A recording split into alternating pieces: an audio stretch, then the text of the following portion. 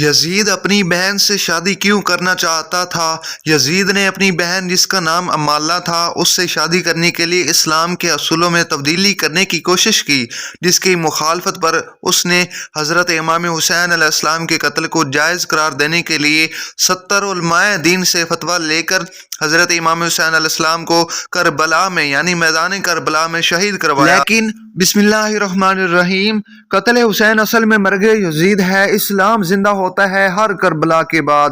ہمارا آج کا یہ واقعہ یزید کی بہن امالہ کے بارے میں ہے۔ اس ویڈیو میں آپ جانیں گے کہ یزید اپنی سوتیلی بہن امالہ سے شادی کیوں کرنا چاہتا تھا، بلکہ ویڈیو میں آپ کو یہ بھی بتائیں گے کہ خاندان یزید اور خاندان حسین رضی اللہ تعالیٰ عنہ کے مابین کیسی یہ رشتہ داریاں تھیں۔ امام حسین نے یزید کی بیعت کیوں نہیں کی؟ یزید کے بارے میں ہمیں کیا عقیدہ رکھنا چاہیے؟ یا امام احمد بن حنبل نے یزید بن معاویہ کی کفار کا فتویٰ دیا؟ اس وقت بات تفصیلاً ویڈیو میں آپ کے ساتھ شیئر کریں گے۔ تو چلیے ویڈیو کا باقاعدہ آغاز کرتے ہیں۔ سب سے پہلے آپ کو یزید کی بہن امالہ کے بارے میں بتاتے ہیں کہ کربلا کا واقعہ یعنی کربلا کے واقعہ کے بعد جب یزید کو ہر طرف سے لعن طعن ہوئی اور ہر کوئی مظلوم حضرت حسین علیہ السلام کے بے گناہ قتل پر ظالم یزید کو برا بھلا کہنے لگا، بولنے لگا، اور ہر طرف سے امام زین العابدین اور سید زادیوں کی رہائی کے لیے آواز بلند ہونے لگی، تو یزید نے امام مہدی کو بلایا اور پوچھا کہ میں قیدی کو رہا کرنا چاہتا ہوں، آپ اس بارے میں کیا کہتے ہیں؟ امام سجاد نے فرمایا، میں شریک الحسین سے مشورہ کر کے بتاؤں گا۔ ناظرین، پھر حضرت امام سجاد نے حضرت زینب سے مشورہ کرنے کے بعد یزید سے کہا کہ ہماری کچھ شرائط ہیں، تو یزید نے امام سے کہا اپنی شرائط بتائیں، تو امام سجاد نے یزید سے کہا ہمارا لوٹا ہوا سامان واپس کرے، مال واپس کرے، ہمارے شہید افراد کے مبارک سر ہمارے حوالے کریں۔ ناظرین، یزید نے تمام شرطیں مان لی، لیکن جب یزید کی بہن امالہ کو اس معاہدے کا علم ہوا تو شیاطین صرف غصے سے لال ہو گئیں اور کہا قیدیوں کی شرط پر معاہدہ کیسے ممکن ہے؟ ناظرین، ان تمام اہل شام کی عورتوں کو اپنے محل میں جمع کیا اور حضرت زینب اور تمام شہزادیوں کو بھی اپنے محل میں بلوایا۔ ناظرین، یزید کی بہن امالہ نے کھڑے ہو کر تمام شام کی عورتوں کے سامنے تکبرانہ انداز میں حضرت زینب کو مخاطب کر کے کہا، اس محل کی دیواریں آسمان تک پہنچی ہوئی ہیں اور اس کا مالک یزید ہے، جس کی حکومت مشرق سے مغرب تک پھیلی ہوئی ہے، اس کے خزانے چاندی ہیرے جواہرات سے بھرے ہیں اور جس پر اللہ بھی راضی ہے، تبھی تو تم یزید کو فتح ملی ہے، یعنی تبھی تو تم پر یزید کو فتح ملی ہے۔ اس کے بعد شام کی عورتوں کی طرف دیکھ کر اس نے حضرت زینب سے کہا کہ تم بتاؤ تم کون ہو؟ اس پر حضرت زینب نے جلال بھرے لہجے میں کہا کہ میں نہیں تیری بات سن لی، مگر تو نے ابھی تک میرا تعارف پایا ہی نہیں مکمل، لیکن تمہارا تعارف یہی ہے کہ تم حسین کے قاتل یزید کی بہن ہو۔ تمہارے بھائی نے ہی نبی کریم صلی اللہ علیہ وسلم کے خاندان کی عورتوں کو ناحق اسیر بنایا اور تم بھی باعزت ہونے کا دعویٰ کرتی ہو۔ تم جس بھائی کی مشرق و مغرب تک حکومت پر اترا رہی ہو، سن لو میرے رب کی حکومت پورے کائنات پر ہے۔ تم نے سچائی تو سن لی، لیکن میرے ضد پوری کائنات کے مالک و خالق کے محبوب ترین نبی صلی اللہ علیہ وسلم ہیں۔ ناظرین، حضرت زینب نے اس ملعون عورت کو مزید کہا کہ تم جس دولت پر اترا رہی ہو، فخر کر رہی ہو، میرے خدا کے سامنے نبی کریم صلی اللہ علیہ وسلم کے گھرانے کے ایک فرد کے ایک سجدے کے برابر بھی نہیں ہے، جو کہ خود دنیا کے تمام خزانوں کا مالک ہے۔ یہ محل جس پر تم کو فخر ہے، رب کائنات جلد ہی اس کو مٹی کا ڈھیر بنا دے گا۔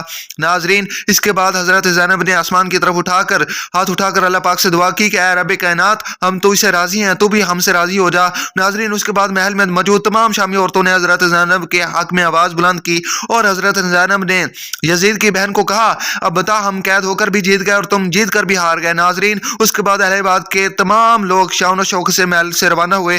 دوسری روایت میں یہ ہے کہ یزید نے اپنی اسی بہن جس کا نام امالہ تھا اس سے شادی کرنے کے لیے اسلام کے اصولوں میں تبدیلی کرنے کی کوشش کی، جس کی مخالفت پر اس نے حضرت امام حسین کے قتل کو جائز قرار دینے کے لیے 70 علماء کرام سے دین سے فتویٰ لے کر اور حضرت امام حسین علیہ السلام کو کربلا میں میدان کربلا میں شہید کروایا۔ ناظرین، یزید کی بہن امالہ کا یہ قصہ مستند روایات میں تلاش کے باوجود مل نہیں سکا، لہٰذا یہ قصہ تاریخ کا ایک باب ہے۔ اس قصے میں کتنی صداقت ہے اللہ تعالیٰ ہی بہتر جانتے ہیں۔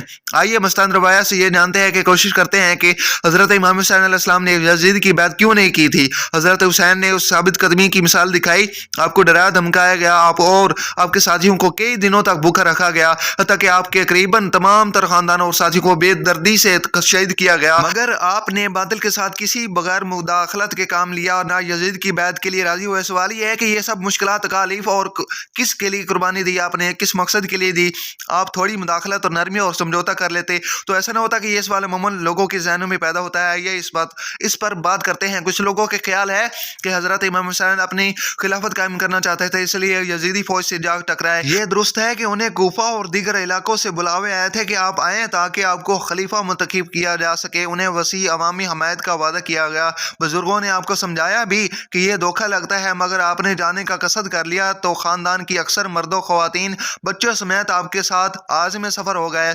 تاہم حکومت سے لڑنا آپ کے پیش نظر ہوتا تو آپ مناسب جنگ کی تیاری کر کے جاتے اور عورتوں اور بچوں کو ساتھ ہی نہ لے جاتے۔ وہاں پہنچنے پر جب حسین علیہ السلام کو پتہ چلا کہ ظلم و ستم کے خوف یا لالچ دے جانے کے باعث لوگ عقد دینے سے پہلے ہی نہیں کر رہے ہیں تو آپ نے واپسی کا ارادہ کیا تھا۔ آپ سے آنے کی اجازت کو اس بات سے مشروط کیا گیا کہ آپ یزید کی بیعت کر لیں۔ آپ مگر ایسا کرنے سے معتمل تھے۔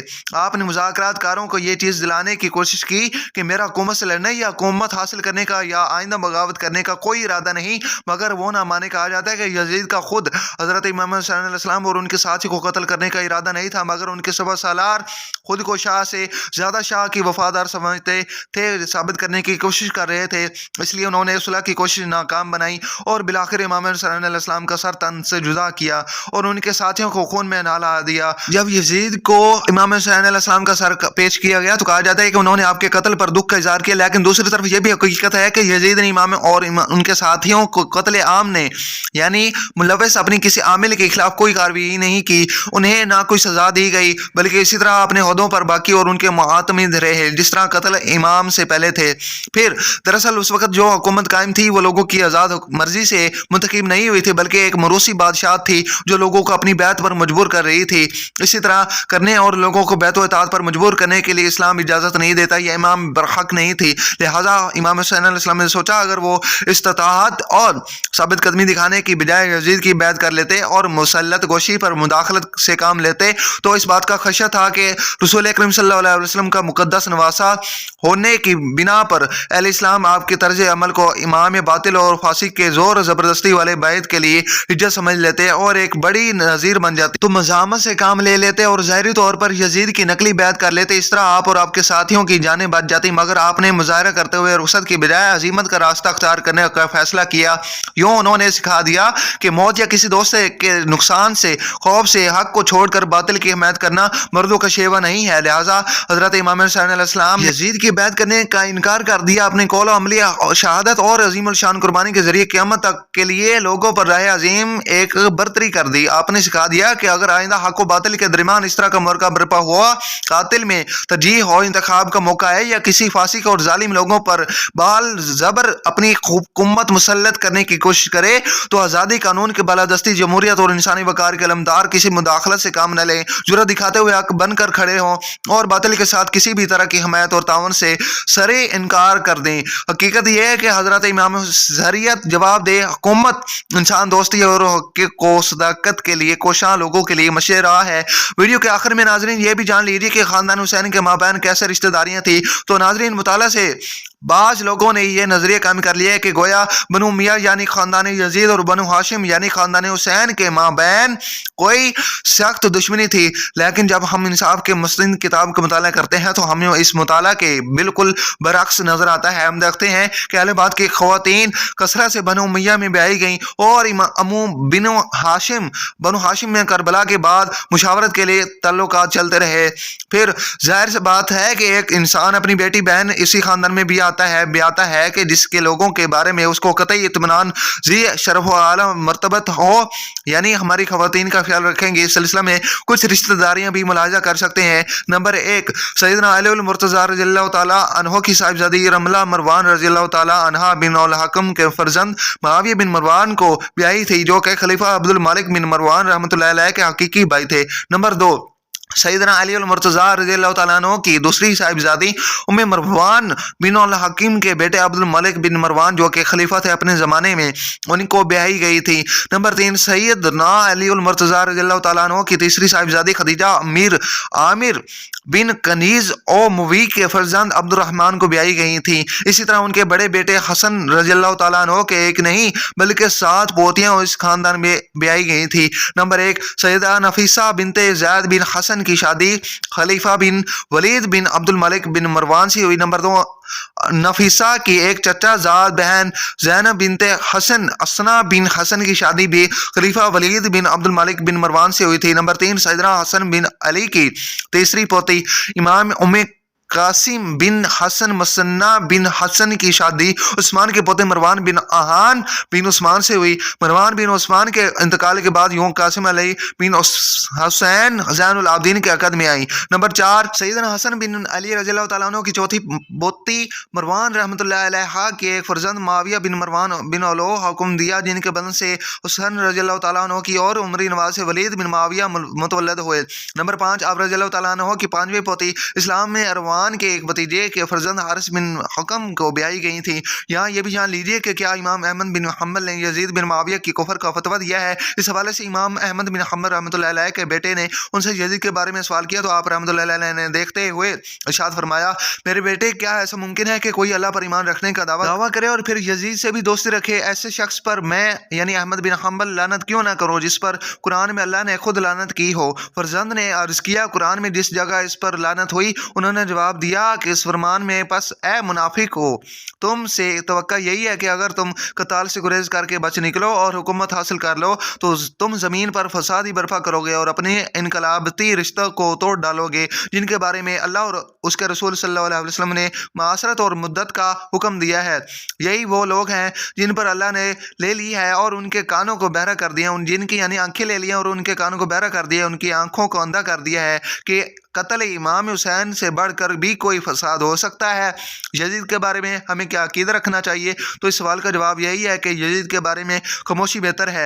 यही अक्सर आका अलैहिस्सलाम का मौक़िफ़ है कि ताहम इसमें कोई शक नहीं कि हज़रत इमाम सल्लल्लाहु अलैहि वसल्लम और यजीद के दरमियान जो जंग हुई इसमें हज़रत इमाम सल्लल्लाहु अलैहि वसल्लम हक पर थे और यजीद का मौक़िफ़ बिल्कुल गलत था। हमारी दुआ है कि अल्लाह पाक हमें अहले हक का साथ देने वाला बनाए और हमें दीन इस्लाम की कामिल समझ अता फरमाए। आमीन या रब्बुल आलमीन। नाज़रीन, अगर आपको हमारी ये वीडियो अच्छी लगी है तो हमारे चैनल को सब्सक्राइब करें और साथ में लगे बेल आइकन को दबा दें ताकि हमारी न्यू आने वाली वीडियोज़ या अपडेट आप तक लाजमी पहुँच सके। मिलते हैं अगली एक इस्लामिक वीडियो में, तब तक के लिए अल्लाह हाफिज़।